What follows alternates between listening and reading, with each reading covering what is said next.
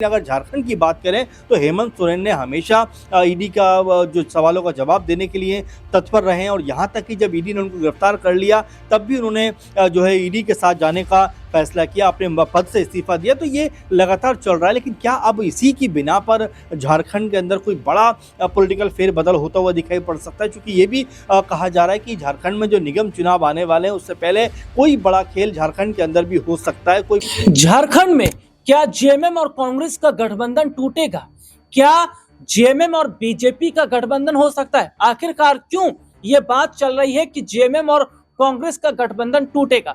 दरअसल बिहार से कुछ ऐसी तस्वीरें निकलकर सामने आई हैं जो ये बताती हैं कि क्या झारखंड में भी बड़ा खेल हो सकता है।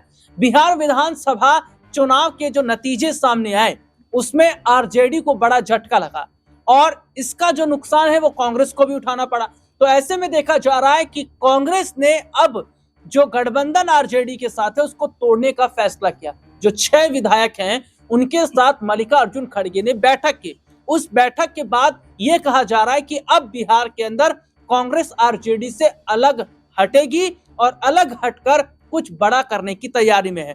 तो दूसरी तरफ यही स्थिति अब झारखंड में भी है, क्योंकि काफी समय से जहां चर्चा ये चल रही थी कि जेएमएम और बीजेपी के गठबंधन की, तो वहीं दूसरी तरफ ये भी देखने को मिल रहा है कि जो मुख्यमंत्री हेमंत सोरेन है उन पर जो गिरफ्तारी की तलवार लटकी हुई है और ईडी जिस तरीके से उन पर शिकंजा कस के रखी है, तो क्या अब ईडी से बचने के लिए, गिरफ्तारी से बचने के लिए कांग्रेस को छोड़कर बीजेपी के साथ आएंगे? और क्या कांग्रेस के जो विधायक हैं वो टूटने की भी उम्मीद है? इन तमाम मुद्दों पर आज हम बात करेंगे। बातचीत करने के लिए मेरे साथ खास सहयोगी अमन सर इस वक्त जुड़े। सर बहुत बहुत स्वागत है इस प्रोग्राम में आपका। सर बिहार के अंदर देखा गया कि जो कांग्रेस के जो जीते हुए विधायक थे उनके साथ में मल्लिकार्जुन खड़गे की बैठक होती है, तो इस बैठक को अहम माना जा रहा है। और झारखंड में भी यही देखा जा रहा है कि जो कांग्रेस के विधायक है उनकी जो नजदीकियां कहीं ना कहीं बीजेपी के संपर्क में है, क्योंकि काफी समय पहले देखने को भी मिला था कि बाबूलाल मरांडी जो है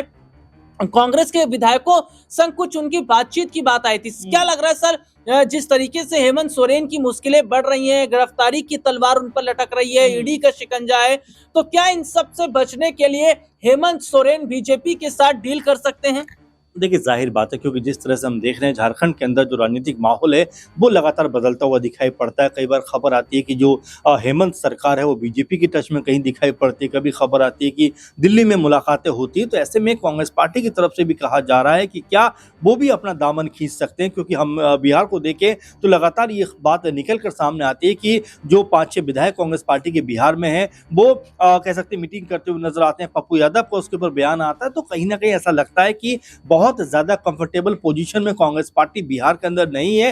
तो क्या इसका असर झारखंड में भी पड़ता हुआ दिखाई पड़ेगा? क्योंकि कई बार इस बात को लेकर भी कह सकते हैं कि बात सामने आई है कि क्या यहाँ पर कांग्रेस पार्टी जो है वो कोई मजबूत स्टैंड यहाँ पर लेती हुई दिखाई पड़ सकती है। क्योंकि बीजेपी के साथ में जिस तरह संपर्क की खबरें जेएमएम की आई थी, तो उसको लेकर भी कई कांग्रेसी जो असहज थे कि क्या हमें ये गठबंधन लेकर आगे चलना चाहिए या यहाँ पर इसको फुल स्टॉप करना चाहिए। क्योंकि सरकार अभी कह सकते हैं कि जेएमएम, कांग्रेस पार्टी और आरजेडी की मिलकर चल रही है। तो ऐसे में कोई भी नहीं चाहेगा कि भाई चलती हुई सरकार से अपने हाथ खींचे जाए, क्योंकि कांग्रेस पार्टी इसी बहाने कम से कम सत्ता में तो है।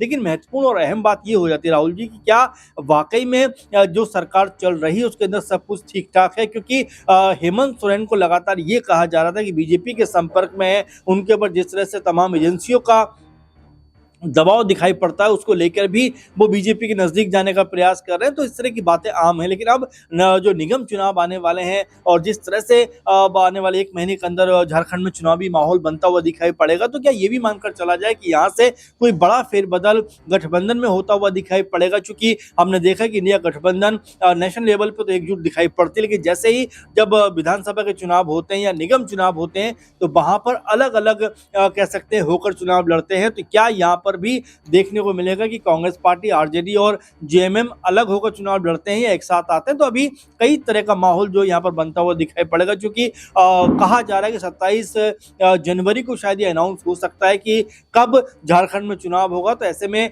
अहम बात रहेगी देखने में कि क्या कांग्रेस पार्टी, जेएमएम, आरजेडी साथ मिलकर चुनाव लड़ेंगे या अलग होते हुए दिखाई देंगे। जी, तो देखिए जिस तरीके से सर ने यहाँ पर बताया, और देखिए अभी हाल ही में क्या देखने को मिला था कि ईडी का जो ऑफिस है झारखंड के अंदर, वहां पर झारखंड की पुलिस पहुंचती है, वहां पर सीसीटीवी और तमाम फुटेज जितनी भी चीजें उसको कलेक्ट करने का काम किया जाता है।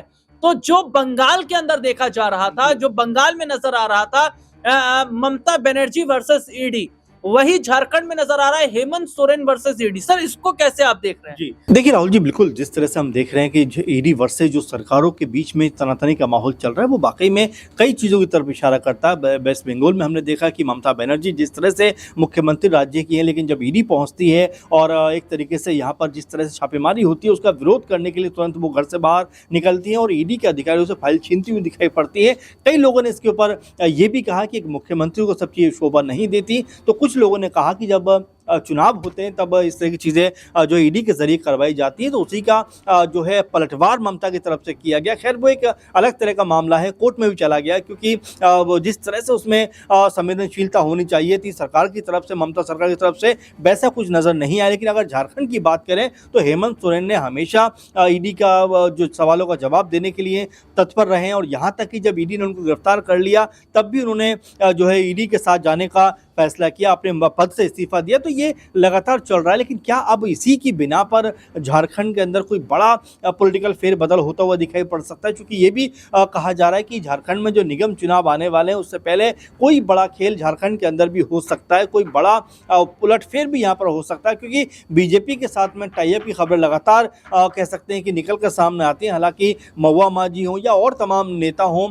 स्पष्ट रूप से कह चुके हैं कि भाई हेमंत सोरेन बीजेपी के साथ में नहीं जाएंगे, क्योंकि जिस तरीके से उन्होंने उनको जेल के अंदर रखा, तो ऐसे में कोई मसला नहीं बनता है कि वो बीजेपी के साथ जाएं। चूंकि गठबंधन मजबूत है, इसलिए कोई भी कह सकते हैं कि इस बात की तरफ नहीं सोच सकता कि हेमंत सोरेन बीजेपी के पास जाएंगे समर्थन के लिए, या उनसे समर्थन मांगेंगे या समर्थन देंगे। तो ऐसे में समझा जा सकता है कि अभी फिलहाल महागठबंधन की जो स्थिति है वो मजबूत है। लेकिन क्या आने वाले दिनों में कोई बड़ा फेरबदल यहाँ पर हो सकता है? क्या कोई सेंधमारी यहाँ पर हो सकती है? क्या कांग्रेसी जो विधायक है, क्या वो कोई अलग रणनीति बना सकते हैं? तो तमाम तरह की चीज़ें उस समय चलती हुई दिखाई पड़ती है। लेकिन फिलहाल तो ये कहा जा सकता है कि सरकार बहुमत में है, पूर्ण रूप से मजबूत है, लेकिन राजनीति में कब क्या हो जाए ये कहा नहीं जा सकता।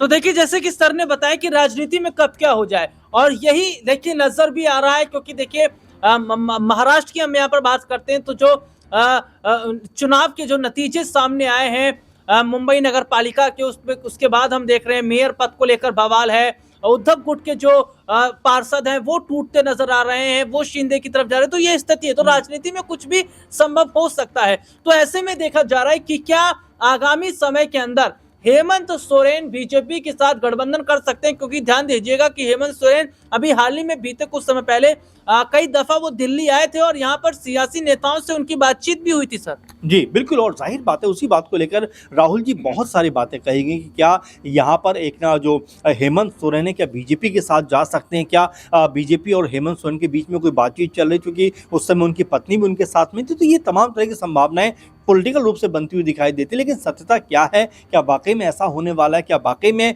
जो हेमंत सोरेन बीजेपी के करीब जाने वाले? क्योंकि देखिए, अगर अपूर्ण सरकार होती या हेमंत सोरेन के पास कम सीटें होती, तो जाहिर बात है कि इस तरह का कुछ होता हुआ दिखाई पड़ता है। लेकिन अब ऐसा लगता है कि फिलहाल तो ऐसा नहीं है। लेकिन देखिए, राजनीति में जैसा आपने भी कहा और मैंने भी ये बात को रखा कि राजनीति में कुछ भी जो है वो हमेशा तक के लिए परमानेंट नहीं है। कई बड़े बड़े दल आपस में टूट जाते हैं, जिसको समर्थन नहीं देना चाहिए उसको समर्थन देते हुए नजर आते हैं, या समर्थन वापस लेते हुए नजर आते हैं। तो ये राजनीतिक तौर पर कई फैसले ऐसे होते हैं जो समय के अनुसार लिए जाते हैं। अब यहाँ पर हेमंत सोरेन क्या वाकई में आने वाले दिनों में कोई बड़ा फैसला करते हुए दिखाई पड़ सकते हैं? और जो निगम चुनावों की बात हम लोग कर रहे हैं, क्या उसमें भी कोई बड़ा कह सकते हैं फेरबदल यहाँ पर होता हुआ दिखाई दे सकता है? तो ये तमाम ऐसे मसले हैं जो आने वाले दिनों में साफ होंगे। लेकिन फिलहाल तो ऐसा कहा जा सकता है कि हेमंत सरकार जो है वो मजबूत है, ताकतवर तरीके चलती हुई नजर आती है। लेकिन क्या इसमें कोई सेंधमारी हो सकती है? इसके ऊपर निगाहें बनी रहेंगी। जी, तो देखिए यहाँ पर सेंधमारी की बात हो रही है कि क्या वाकई आने वाले वक्त में जो बीजेपी और जेएमएम के गठबंधन देख सकते हैं। लेकिन कांग्रेस के विधायकों की अगर बात करें